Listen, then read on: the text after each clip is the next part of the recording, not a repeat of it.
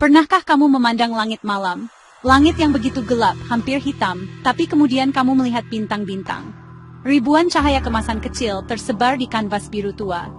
Itu adalah pemandangan yang membuatmu merasa kecil, namun penuh keajaiban. Sekarang, bayangkan memegang sepotong langit itu di tanganmu. Begitulah rasanya memegang lapis lazuli. Batu ini bukan hanya sekadar batu. Ini adalah sebuah cerita. Ini adalah pecahan alam semesta, sepotong mimpi yang jatuh ke bumi.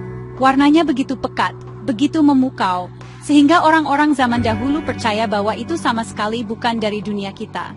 Mereka mengira itu adalah hadiah dari surga, harta sakral yang diperuntukkan bagi raja dan ratu.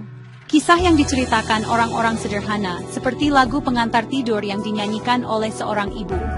Mereka mengatakan bahwa dahulu kala, langit adalah kubah padat berwarna biru terindah. Namun para dewa, dalam kebijaksanaan mereka yang tak terbatas, ingin menaburkannya dengan cahaya. Mereka mengambil debu emas dan melemparkannya ke seluruh kubah biru, menciptakan bintang-bintang yang kita lihat hari ini. Dalam kegembiraan mereka, beberapa potongan kecil dari kubah langit ini pecah dan jatuh ke tanah. Pecahan-pecahan yang jatuh ini membawa biru tua malam dan debu emas bintang-bintang menjadi lapis lazuli. Ini adalah pemikiran yang indah, bukan? Untuk berpikir bahwa sebuah batu bisa membawa asal-usul yang begitu ajaib, sebuah hubungan langsung dengan kosmos di atas kepala kita. Daya tarik lapis lazuli terletak pada kesederhanaan ini, dan hubungannya yang mendalam dengan sesuatu yang lebih besar dari diri kita. Namanya sendiri adalah bisikan keindahannya. Lapis adalah kata Latin untuk batu, dan lazulum berasal dari kata Persia lajafart, yang berarti langit atau surga. Jadi, namanya secara harfiah berarti batu langit. Ini adalah nama yang sangat cocok. Ketika kamu menatap kedalamannya, kamu tidak hanya melihat mineral. Kamu melihat sebuah puisi yang ditulis oleh alam, sebuah bukti keindahan yang dapat ditemukan di sudut-sudut bumi yang paling gelap, mencerminkan keajaiban paling terang dari langit malam. Batu ini adalah pendongeng yang diam. Ia tidak berbicara dengan kata-kata, tetapi dengan warna dan cahaya. Biru tua yang megah seperti lautan pada titik terdalamnya, misterius dan penuh rahasia. Dan kemudian, ada taburan emas, seperti janji-janji kecil cahaya dalam kegelapan. Ini sebenarnya bukan emas, tetapi serpihan mineral yang disebut pirit, sering disebut emas bodoh. Tetapi dalam batu ini, mereka sama sekali tidak bodoh. Mereka adalah bintang-bintang di langit saku kita, pengingat konstan bahwa bahkan di biru yang paling dalam, selalu ada percikan cahaya, secercah harapan yang menunggu untuk ditemukan oleh mereka yang melihat dengan cukup dekat. Perjalanan lapis lazuli ke tangan manusia sama kasarnya dan menakjubkannya seperti batu itu sendiri. Batu ini tidak ditemukan tergeletak di ladang terbuka atau di tepi sungai yang tenang. Tidak, harta ini tersembunyi jauh di dalam bumi, dipeluk oleh beberapa gunung paling tangguh di dunia. Sumber paling kuno dan terkenal dari batu langit ini adalah sebuah tempat di Afghanistan modern, di tambang Sar Esang yang terletak di lembah sungai Kokcha yang keras dan tak kenal ampun. Selama lebih dari 6.000 tahun, para penambang telah menempuh jalur berbahaya dan cuaca brutal, mendaki tinggi ke puncak pegunungan Hindu Kush, semua untuk menggali urat biru yang cemerlang ini. Bayangkan orang pertama yang menemukannya. Mungkin itu adalah seorang gembala, mencari perlindungan dari badai, yang melihat kilatan biru yang mustahil di batu abu-abu. Atau mungkin itu adalah seorang penambang yang gigih, memahat jantung gunung, yang menembus dinding batu, untuk mengungkapkan gua yang berkilauan dengan biru surgawi ini. Penemuan itu pasti terasa seperti keajaiban. Di dunia tanah coklat dan batu abu-abu, menemukan batu yang terlihat seperti langit itu sendiri, pasti menjadi momen yang sangat spiritual. Itu adalah rahasia yang dibisikkan oleh gunung-gunung.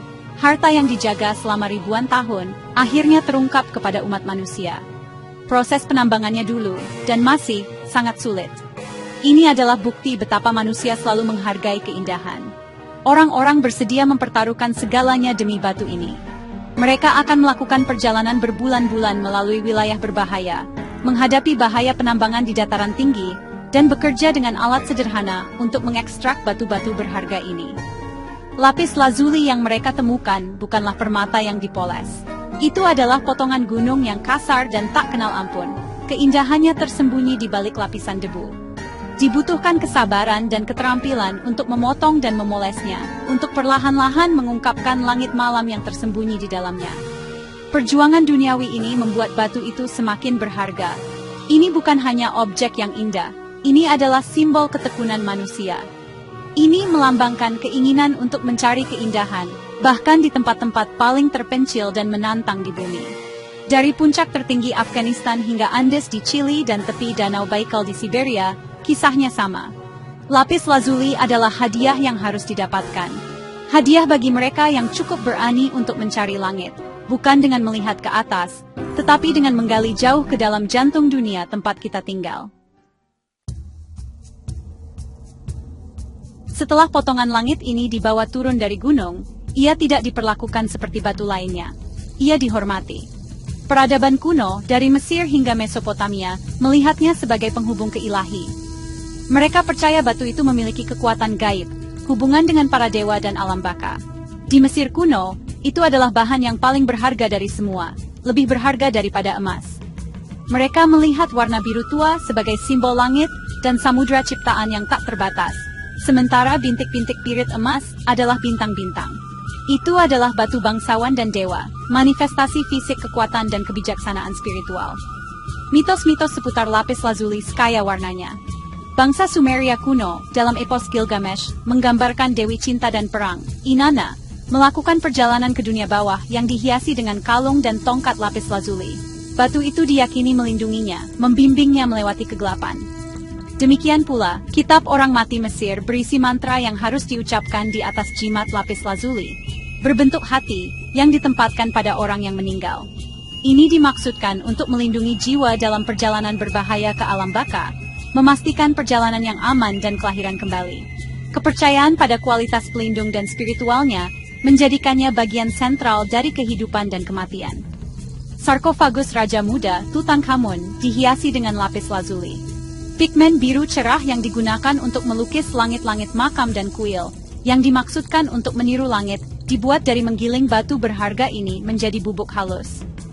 Dipercaya bahwa mengelilingi diri dengan warna ini, dengan batu ini, berarti mengelilingi diri dengan kekuatan para dewa. Itu adalah jembatan antara dunia fana dan yang abadi, janji perlindungan dan simbol status ilahi seseorang. Batu ini tidak hanya untuk alam baka, itu adalah simbol kebijaksanaan dan kebenaran di dunia yang hidup. Hakim-hakim di Mesir kuno mengenakan lambang Ma'at, Dewi Kebenaran, yang diukir dari lapis lazuli di leher mereka. Dipercaya bahwa batu itu mendorong kejujuran dan membantu seseorang mengucapkan kebenaran mereka dengan jelas dan percaya diri. Itu adalah batu untuk para pemimpin, imam, dan penyembuh. Kepercayaannya sederhana, jika kamu memegang sepotong langit, kamu lebih dekat dengan kebenaran ilahi.